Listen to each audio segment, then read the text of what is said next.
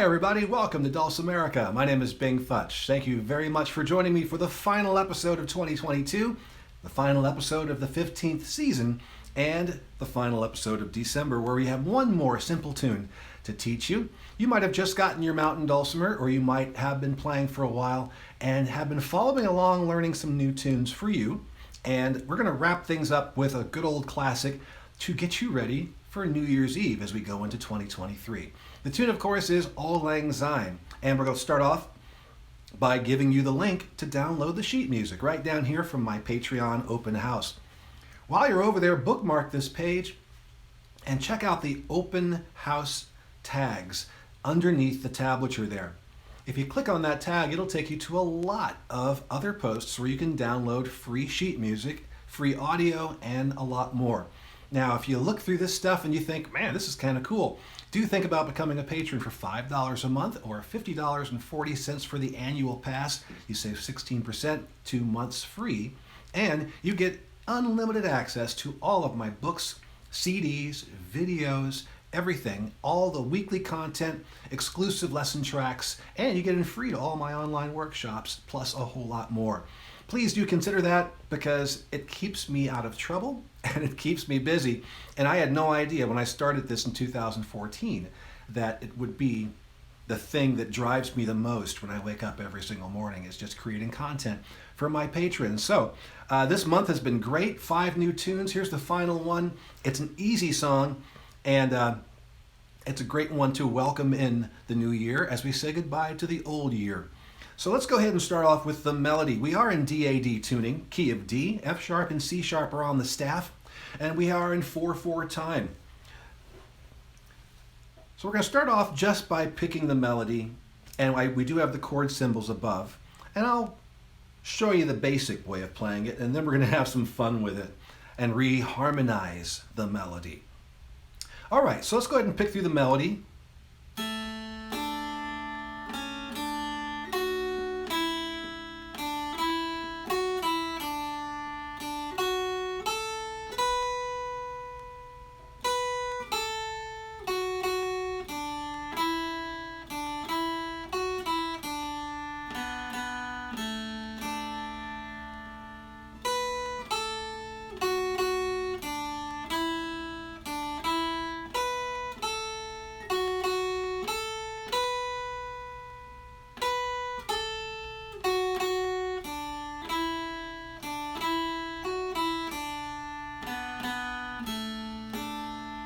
Now let's stop there and let's take a look first of all at harmonizing the melody. We have our melody, so above the staff you can see that we have chord symbols. We have D, A, D, and G, and that's it. So it's a 1-4-5 tune, D, G, and A. Very, very simple. So what we're going to do first of all is we can look at all of our Ds, 0-0-2, 2-0-0, 2-3-4, 4-3-2, 4-5-7, 7-5-4, 7-7-9, 9-7-7. And we look at all of our Gs, 3-1-0, 0-1-3, 3-3-5, 5-3-3, 5-6-7, and then 7-6-5. And look at all of our A's, 1-0-1, 1-2-4, 4-2-1, 4-4-6.5, 6.5-4-4, 6.5-7-8, 8-7-6.5. Okay, so we have all the variations of D, G, and A, so we know where they live. So what we do here with this chord melody is we find our melody as we've got it written down here, and we simply piece in some chord shapes that will match where these melodies are at their location on the fretboard. And then of course we're going to take our cue from the chord symbol above. If you see a D, we're playing pretty much just the drone, but of course you can harmonize with that. So if our opening melody is going to be a D on the melody string, and then we're going to 2, I can come in and go,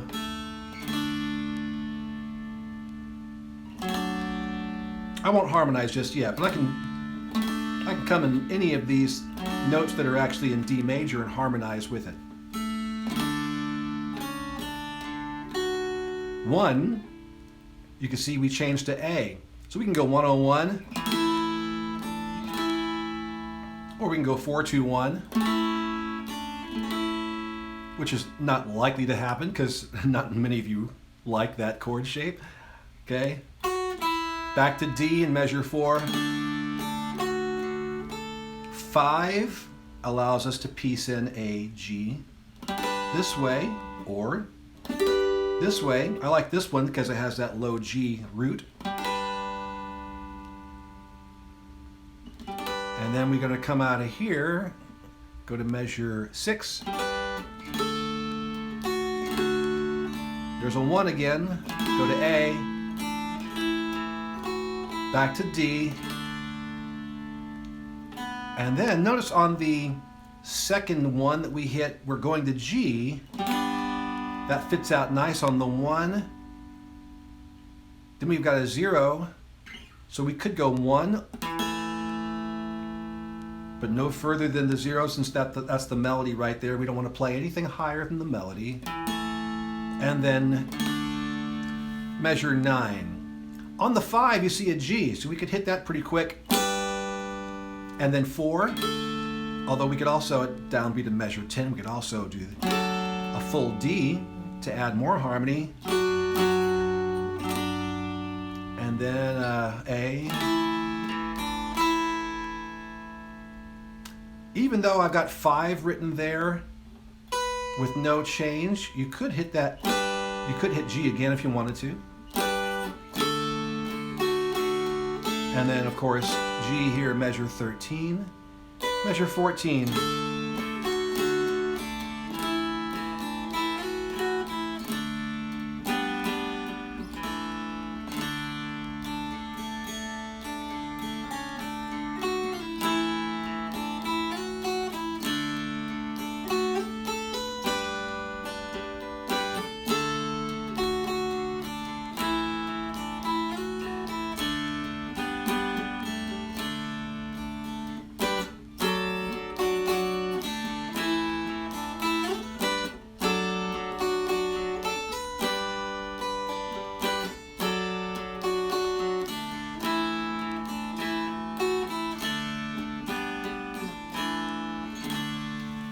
That would be a very, very simple way of harmonizing that melody the way we know it. And that's the way that you're going to find it when you go find lead sheets online. You'll find the melody by itself, or the lead, and then you'll find chord symbols. And then it's completely up to you to figure out which voicing of those chords you want to use to put together with the melody. Most of the time, that's how lead sheets work. Other times, they will give you a lot more of the information. As dulcimer players, it's kind of difficult to find dulcimer tablature that's ready to go for our instrument. So being able to take a melody and the chord symbols and create something out of that is a really, really good skill to have. Now we're going to have another bit of fun, and we're going to take that melody and we're going to complicate things. We're going to reharmonize this melody. We've harmonized it once now to the way that we tend to hear it, right? Oftentimes we'll hear a piece of music and it has been fancied up. We've taken some chords and we've expanded upon them, and you go, man, that's sassy. How does that work? Let me show you how that works. We're going to do the exact same thing that we just did. We're going to walk through the melodies, and then we're going to see where we can put them together with some different chords. Two things are going to happen here. One is going to be, I'm going to pull out just any old chord. As long as the chord contains the melody note, I'm going to consider that to be fair game. The other thing that we're going to do here is we're going to use some chord substitutions. And chord substitutions are where you take a chord and you replace it with another one. And what is common between the two chords is they share 2 notes. Now, this is very important. And the distinction between what we're doing here. Chord substitutions mean, for example, D major has D, F sharp, and A. You can replace a D major with a B minor, which is B, D, F sharp. So can you see which 2 notes those 2 chords share? D and F sharp. So they can work with each other very, very nicely. So that's the recipe for a chord substitution. If the chord has two notes that are shared by the note or the chord that you're replacing, then the new chord will fit because it's got those two shared notes. But other times, I'm going to be picking chords that may or may not even be in the key. The only thing that I'm requiring is that chord needs to have the melody note inside of it in order for it to work. Can't change the melody note because then we're changing the melody. And not all options are going to work. Some of them may sound a little weird. So I played with this last night, actually, and let's walk through a reharmonization of the melody for Auld Lang Syne. That starts on page 2. All right, measure 18. Let's see what we got here. The pickup note will be on measure 17 on beat 4. So we hit that middle string. And then measure 18. Here we go.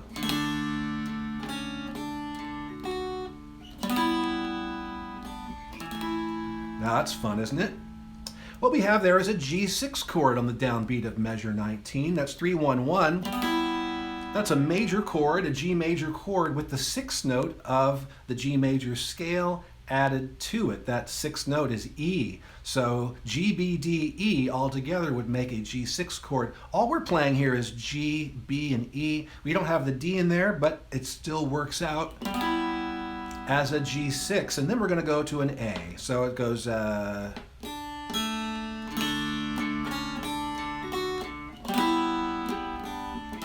It's very nice, isn't it? Now we're going to add a little D7 as we walk into the G.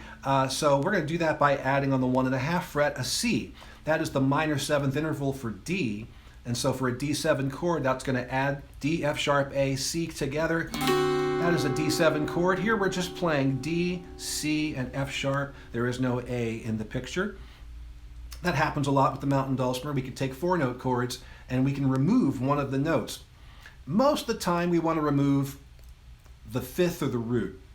We don't want to move the 3rd, we don't want to move the 7th, since the 3rd and 7th are so, the difference between chords often falls between what happens between the 3rd and the 7th, so we don't mess with those if we can help it. So there's a 0, 1.5, 2 is giving us the D7 chord. So now, in measure 21, instead of playing G major, we are playing a G major 7 chord. 3-5-5 is the chord shape. Isn't that fun? Basically, any L-shaped chord that's a major chord, if we take the middle string up 2 frets and keep the other 2 fingers the way they are, we end up with a major 7th with the same root. So G major 7. A major 7. Major 7 chords are jazzy, as you can tell, and so they kind of offer some nice colors when we play them. L-shaped minor chords, we can do the same thing, but then we get minor 7th chords, and that is what's happening on the next part of that measure. Or the next measure. Measure 21, we go from G major 7 to measure 22, where we go to F sharp minor 7, and then we have a couple of D major 7s. Let's hear that 21, 22 all together here.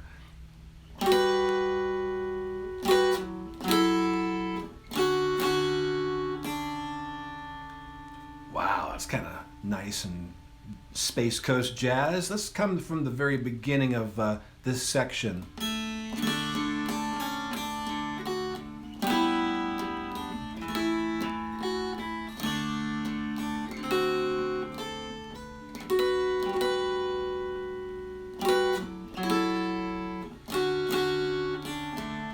Measure 23. There we got F sharp 7. That's a different flavor.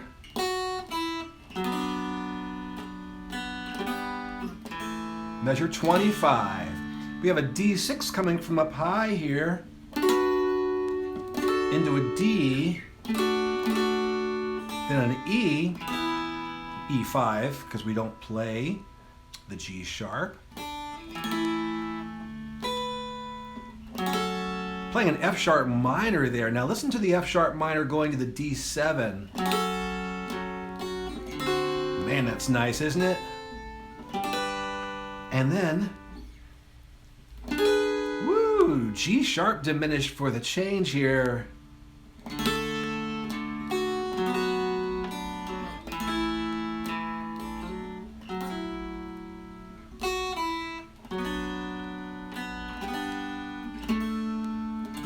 Let me go through the chord substitution version of that again.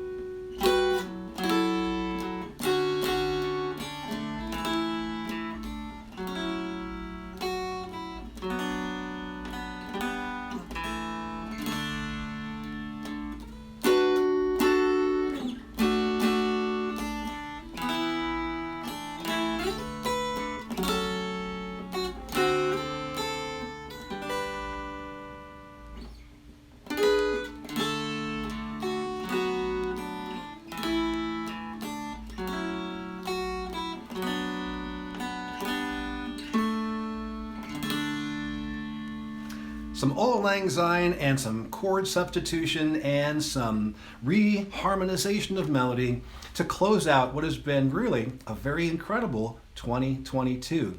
Now as we say goodbye to that and say hello to 2023, man, there's a whole bunch of really cool things coming up on the horizon, and I thank you for spending the last part of your time with me. And now the first part of your time with me in this next year is going to be quite amazing. I really, looking back now, to 2007 is when Dulcimerica began. And getting into it, I did not foresee that we would be going for 15 years. How amazing it really is. Thank you to all of you out there who have subscribed, who have watched, who have shared, who have let other people know that this exists. And we're going into our 16th season with a lot of exciting things on the menu. Thank you for joining me. We got some new looks, some new fun coming your way. And what else can I say, everybody? Happy New Year. Thanks again. I'm so tired from this year already. And got to get some rest up for next year now. Thanks, everybody. God bless you. We'll see you again.